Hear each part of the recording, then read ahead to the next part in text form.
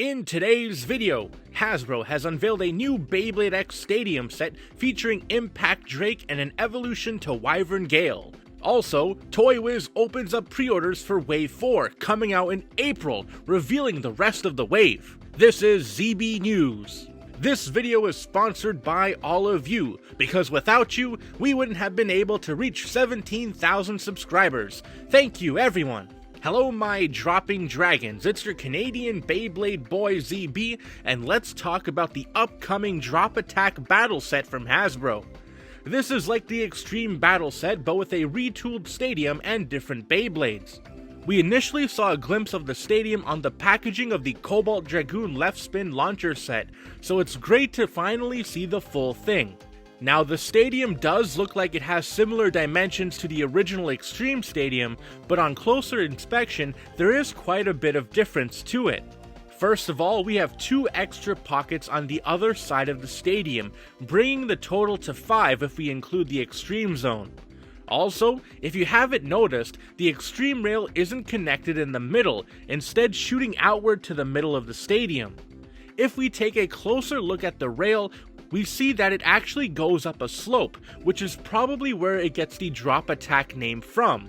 So it looks like the big gimmick for the stadium is that when the Beyblade latches onto the rail, it goes up the slope, gaining some ground before eventually launching out from the middle and dropping back to the stadium, hopefully crashing into your opponent.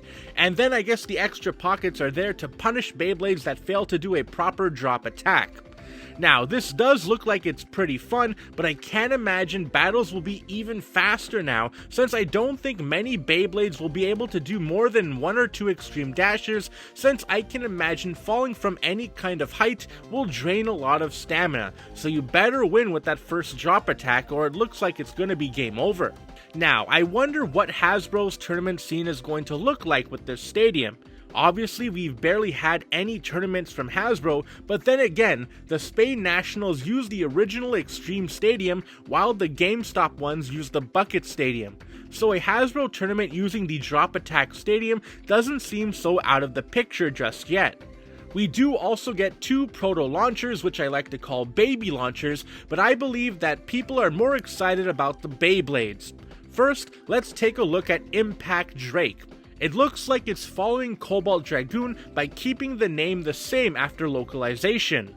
Impact Drake is still a very new blade in Beyblade X, so it's surprising to see Hasbro release it so soon. The Impact Drake blade is a right spin attack type blade, being the first ever blade in Beyblade X to have rubber on it.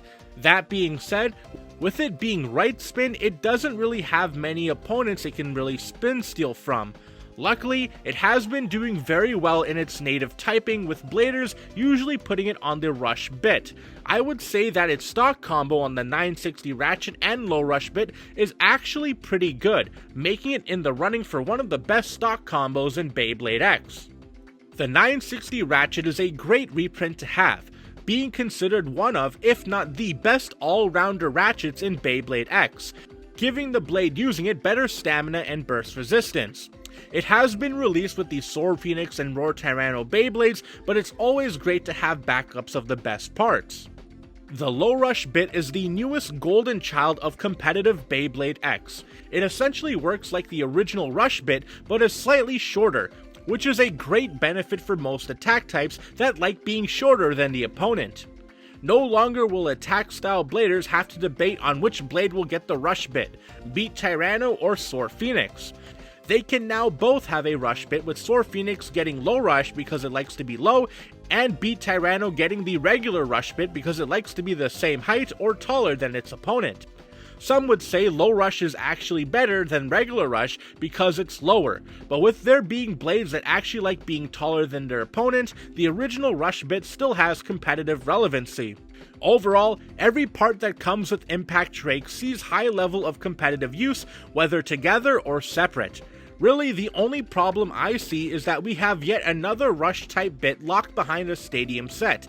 But who knows, it's still very early and we may get other ways to get this Beyblade in the future. The second Beyblade we get in this set is actually pretty interesting.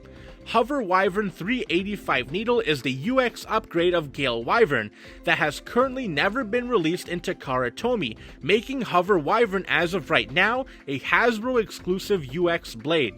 That being said, Hover Wyvern isn't an original blade, but instead seems to be an echo of Takara Tomy's Phoenix Rudder, which is the UX upgrade of Soar Phoenix.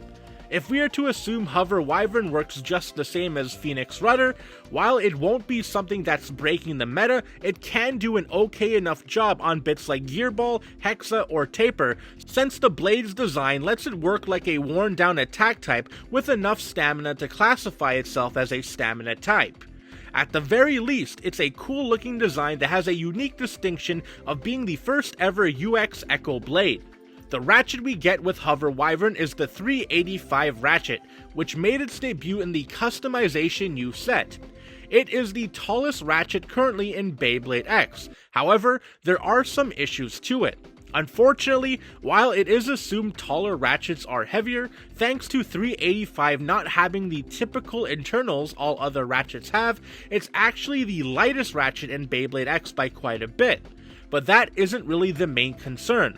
The main issue with this ratchet is that the plastic tabs that lock the ratchet to the blade are very hard and end up digging into the softer underside plastic of the blade, which can potentially damage it. Now, since this is a newer release, hopefully the mold has been updated to prevent that. However, we won't know until that set actually comes out, so it's something to be wary of. And finally, we get the needle bit, which is your standard defense type bit. However, it has been outclassed by the likes of High Needle and Hexa, which are bits that do the needle's job better. Overall, with the Impact Drake 960 Low Rush combo and the Hover Wyvern blade, this is a really exciting stadium set. However, with the stadium being more gimmicky than your usual Extreme Stadium, it does make me wary of recommending this set as a first purchase, especially with the possible issues the 385 ratchet can cause. I would recommend this set more as something to get if you already have gotten into Beyblade X and want something to spice things up. Now, the price on the Chilean Hasbro website has it at 69,990 Chilean pesos, which converts to 72.79 USD or 104.06 Canadian. I am not buying this for over $100, I am sorry. Hopefully, the price we see in North America is more reasonable, but even then, as someone that already has the Takara Tomy version of Impact Drake, I am very hesitant to get it, even if it were priced the same as the original Extreme Battle set, but that's just me. Okay, we talked about the Drop Attack Stadium set, but let's go back to Wave 4. We talked about it in the previous news video, but now we have pre-orders showing up on ToyWiz. While ToyWiz does upcharge, it is a long-running online toy store that's been selling Beyblades for a long time. What these pre-orders from ToyWiz tells us is that Wave 4 will come out around April and will include 8 new products.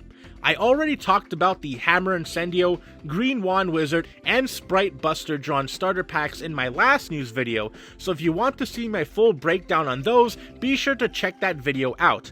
But overall, they are great, especially Wand Wizard 160 Rush, which is amazing because every part is top tier.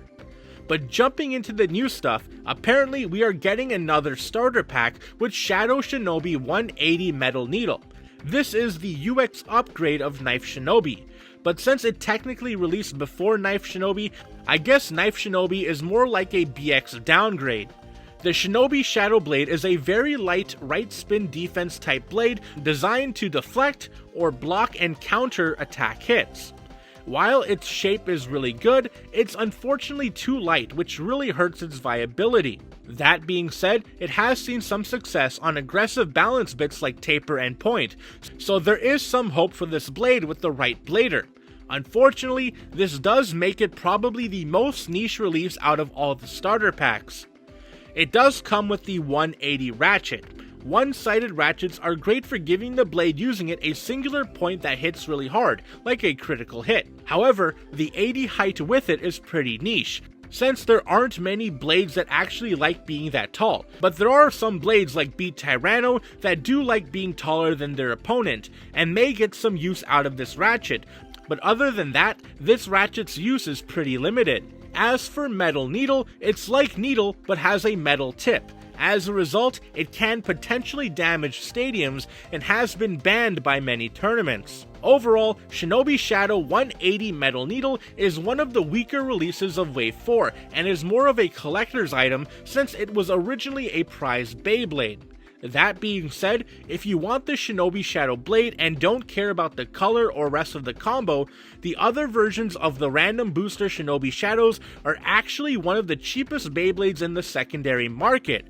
I got mine for a few dollars. Now we have the booster packs. Unfortunately, it seems like we are not getting the Soar Phoenix booster pack in this wave, but we are getting a couple of really great ones. First, let's talk about Keel Shark 160 Quake. The Keel Shark blade is one of the longest lasting high tier blades in the game thanks to its aggressive design, and getting it in a black recolor is super cool.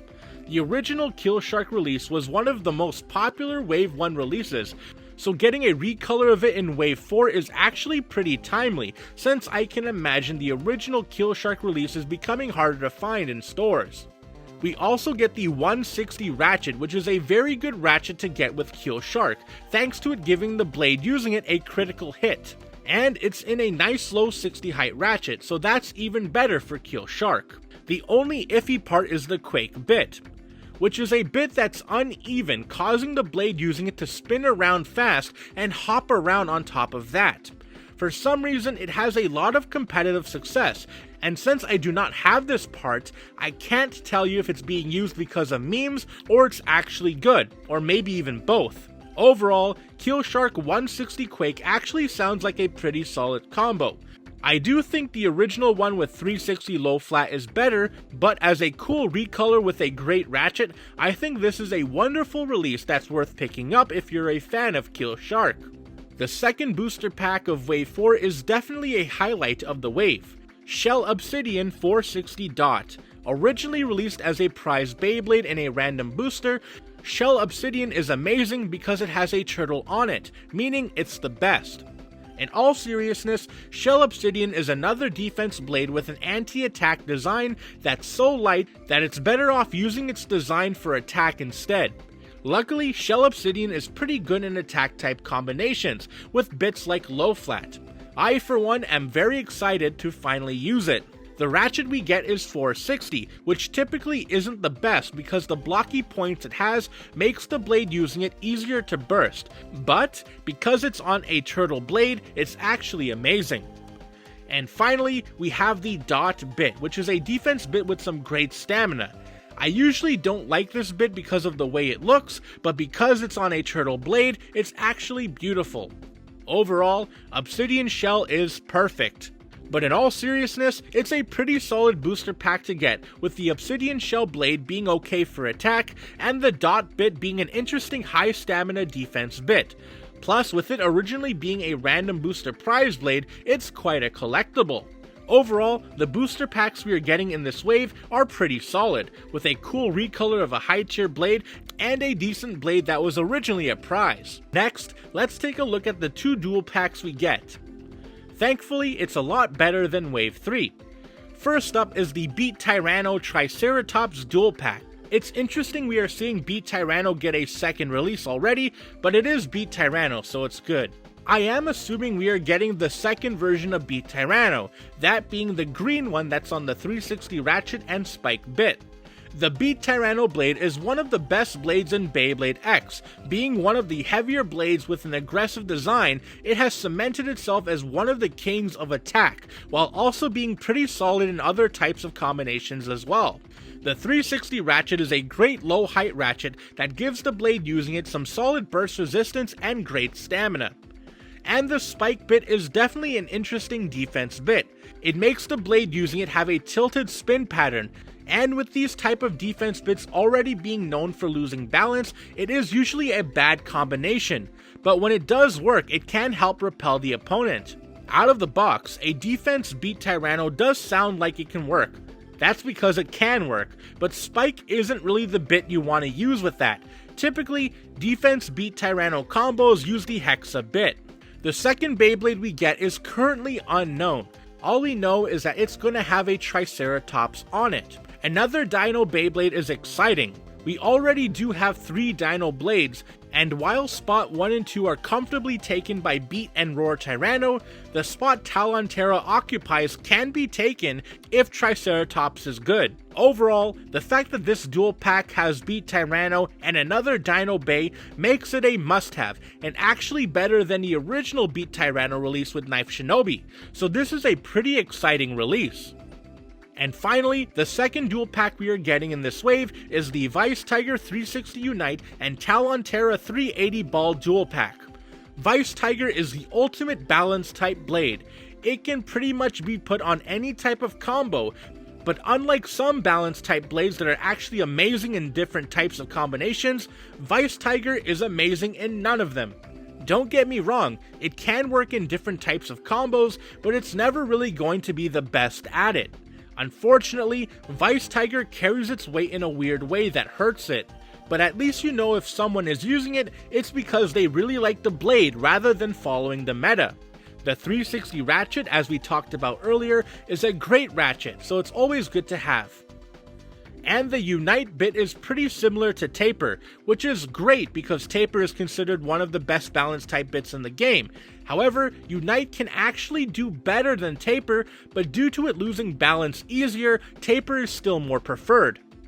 Out of the box, Vice Tiger is hurt by its poor weight distribution and bit that loses balance easily, so changing the bit will really help Vice Tiger a lot.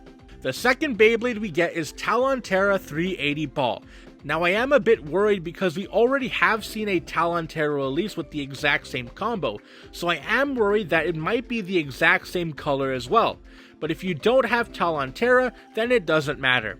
The Talon Ptera blade is an echo of Tail Viper that is more popular in attack combos, seeing some pretty good results on low 60 height ratchets and aggressive bits. 380 ratchet is an okay ratchet for the 80 height.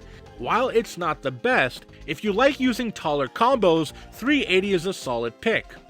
And the ball bit is the best stamina bit in Beyblade X, with its wide spherical design letting the blade using it spin for a long time, while also being pretty mobile, which can help it dodge some attacks in the early moments of the battle. Out of the box, Talon Ptera needs a lot of help since it's being used in a stamina combo it's not good for. Overall, this dual pack is pretty cool. If the Talon Ptera is a recolor, that will help this dual pack immensely, but I am worried that Talon Ptera is just a simple reprint because Knife Shinobi set the precedent. But Vice Tiger is pretty cool.